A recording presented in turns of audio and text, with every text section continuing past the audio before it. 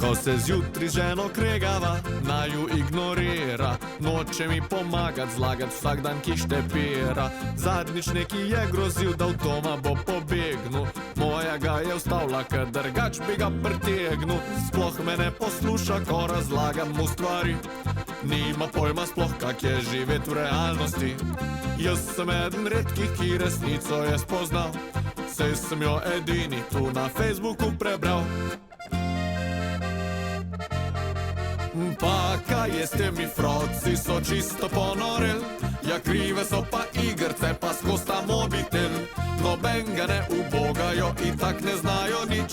Le kdo je kriv, da je otroke vzel hudič.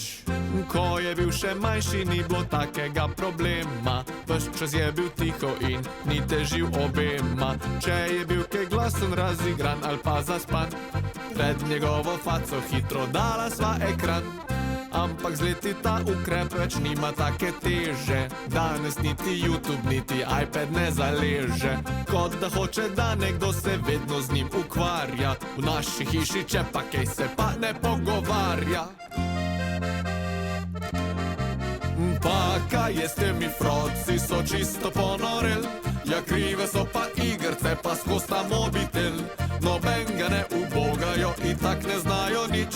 Le kdo je kriv, da je otroke vzel hudič. Zdaj sta malim hodimo na govorilne ure, kjer mi govorijo, da ne bo naredil mature. Sploh ne morem videt več tega ravnatelja.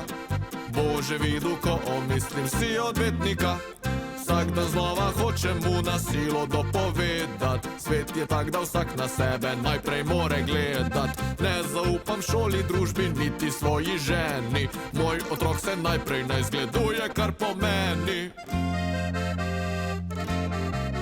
Pa kaj je s temi froci, so čisto ponore.